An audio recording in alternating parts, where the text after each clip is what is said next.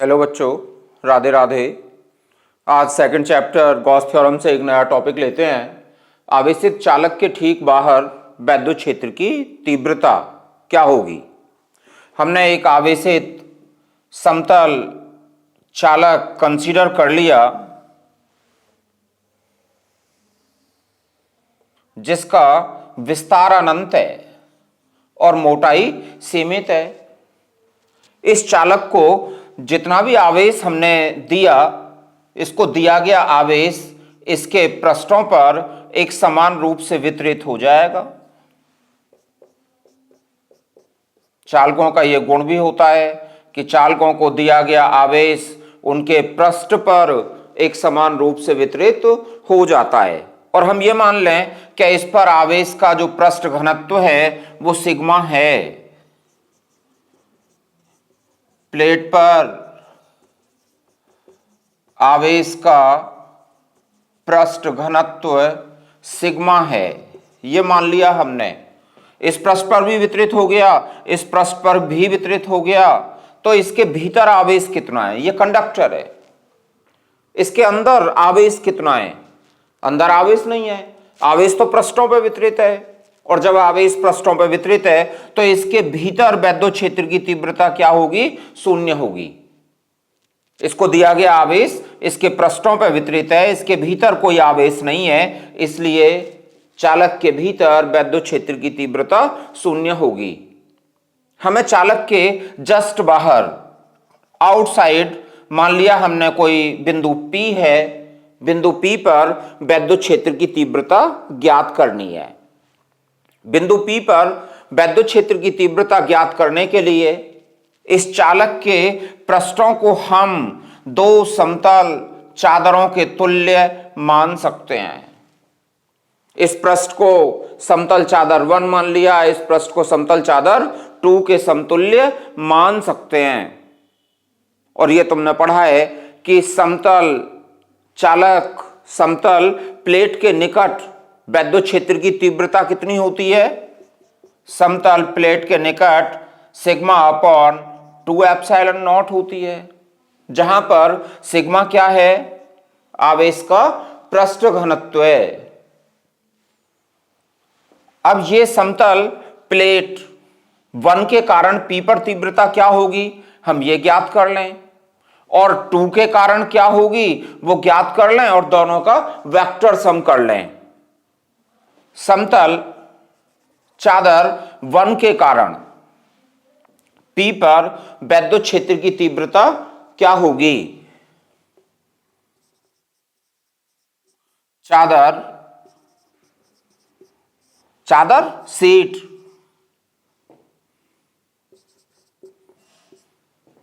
चादर 1 के कारण बिंदु P पर वैद्युत क्षेत्र की तीव्रता मान लिया E1 है, तो E1 का मान क्या होगा? Sigma by 2 epsilon not.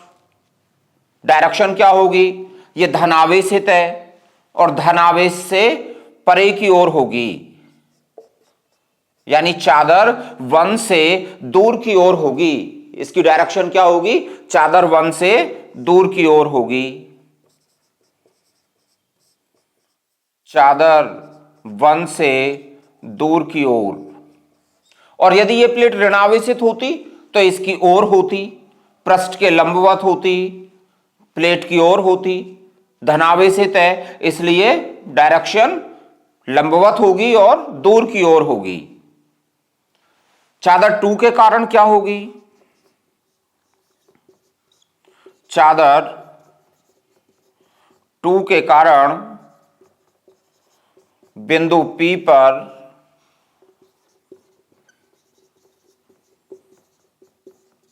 वैद्युत क्षेत्र की तीव्रता मान लिया हमने E2 है, तो वैल्यू क्या होगी? Sigma by 2 epsilon not. ये तुम पहले से ही जानते हो कि दूरी पर डिपेंड नहीं करती है, दूरी से इंडिपेंडेंट होती है। समतल चादर के समीप सभी बिंदुओं पर वैद्युत क्षेत्र की तीव्रता एक समान होती है। और ये भी प्लेट कैसी है? धनावेशित है, तो इसके कारण भी दिशा किधर होगी? ये भी दूर की ओर होगी। चादर 2 से दूर की ओर होगी ये भी। बिंदु P पर परिणामी तीव्रता क्या होगी? बिंदु P पर परिणामी तीव्रता E vector equals to E1 vector plus E2 vector, vector sum. और दोनों कैसी हैं? एक ही दिशा में हैं। और जब एक ही दिशा में हैं तो इनके बीच का कोण कितना हो गया? 0। तब तुमने पढ़ा है परिणामी तीव्रता के लिए E1 square plus E2 square plus 2E1 E2 cos 0। एक ही दिशा में है और cos 0 की वैल्यू 1 हो गई। क्या आ गया ये? E1 प्लस E2 का होल स्क्वायर का अंडर रूट, अर्थात E1 प्लस E2 होगी परिणामी तीव्रता। तो बिंदु P पर परिणामी तीव्रता क्या होगी?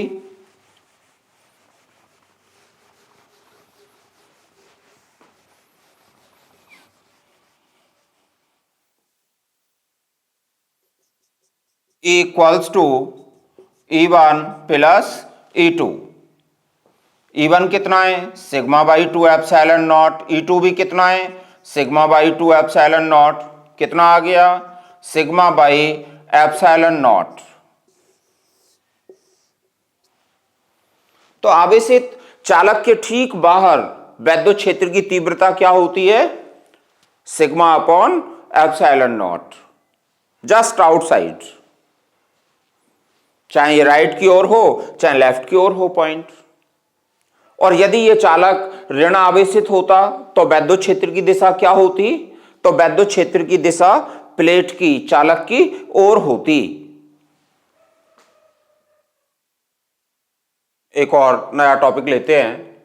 समान पृष्ठ घनत्व की धन तथा ऋण आवेशित समांतर अचालक प्लेटों के बीच वैद्युत क्षेत्र की तीव्रता क्या होगी? मान लिया हमने दो समांतर प्लेटें हैं, दो समांतर अचालक प्लेटें।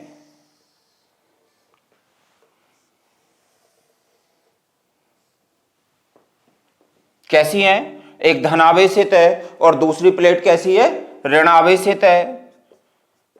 मान लो ये प्लेट धनावेशित है, दूसरी प्लेट ऋणावेशित है। पृष्ठ घनत्व कैसा है? समान है। इसका पृष्ठ घनत्व प्लस सिग्मा और इसका पृष्ठ घनत्व माइनस सिग्मा। आवेश के पृष्ठ घनत्व का परिमाण समान है। इन प्लेटों के बीच कोई बिंदु P है जिस पर वैद्युत क्षेत्र की तीव्रता ज्ञात करनी है, या फिर कोई बिंदु P डैश है जिस पर वैद्युत क्षेत्र की तीव्रता ज्ञात करनी है। अब सबसे पहले हम प्लेटों के बीच वाले बिंदु पर देखें। केस फर्स्ट, प्लेटों के बीच बिंदु P पर वैद्युत क्षेत्र की तीव्रता क्या होगी यह ज्ञात करना है। एक समतल, ये तुम जानते हो कि समतल अचालक प्लेट के निकट वैद्युत क्षेत्र की तीव्रता क्या होती है? के निकट वैद्युत क्षेत्र की तीव्रता, ये तो पढ़ा है तुमने, E equals to sigma by 2 epsilon not होती है। ये धनावेशित प्लेट है। अब धनावेशित प्लेट के कारण बिंदु P पर तीव्रता क्या होगी? धनावेशित प्लेट के कारण P पर वैद्युत क्षेत्र की तीव्रता, मान ली E1 है तो E1 की वैल्यू क्या होगी? Sigma by 2 epsilon naught. दिशा क्या होगी?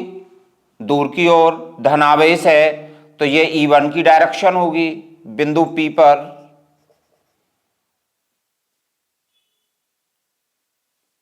इस पर कितना है पृष्ठ घनत्व माइनस सिग्मा, तो ऋणावेशित प्लेट के कारण कितनी होगी,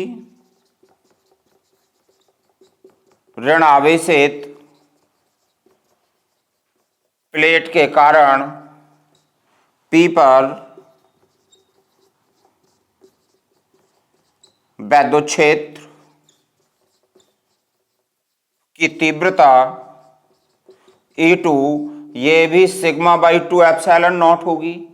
दिशा क्या होगी, ये ऋणावेशित प्लेट है तो ऋणावेशित प्लेट की ओर होगी, ये डायरेक्शन E2 की होगी, ये E1 और ये E2। दोनों प्लेट के बीच जो बिंदु P है इस पर एक ही दिशा में है, तो परिणामी तीव्रता क्या हो जाएगी, E1 vector plus E2 vector. E1 की डायरेक्शन मेंशन भी कर दें यहां, किधर है, ऋण प्लेट की ओर, धन के कारण जो है ये ऋण प्लेट की ओर है, और ये भी किधर है, ये भी ऋण आवेशित प्लेट की ओर है। परिणामी तीव्रता क्या होगी बिंदु P पर, E1 प्लस E2।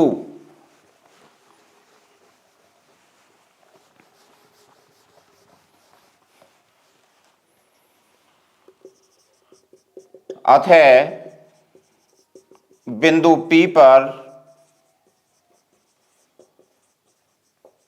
परिणामी तीव्रता E इक्वल्स टू E1 प्लस E2 sigma by 2 epsilon not plus sigma by 2 epsilon not, या E equals to sigma by 2 epsilon not, sorry sigma upon epsilon not. तो प्लेटों के बीच वैद्युत क्षेत्र की तीव्रता क्या होती है, सिग्मा बाई एप्सिलॉन नॉट।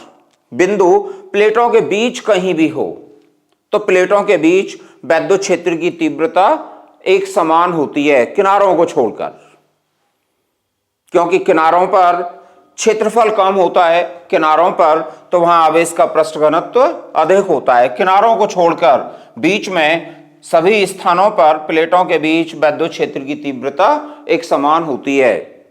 और ये वैद्युत क्षेत्र स्थापित करने की एक जनरल विधि भी है, एक टेक्निक भी है, कि अगर हमें कहीं एक समान वैद्युत क्षेत्र स्थापित करना है तो यही प्रक्रिया फॉलो की जाती है।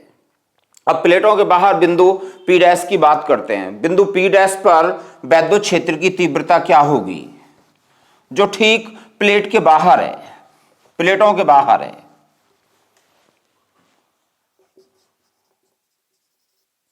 बिंदु P डैश पर परिणामी क्षेत्र की तीव्रता क्या होगी, यह धनावेशित प्लेट है, धनावेशित प्लेट के कारण P डैश पर E1 की दिशा किधर होगी, धन प्लेट से दूर की ओर होगी।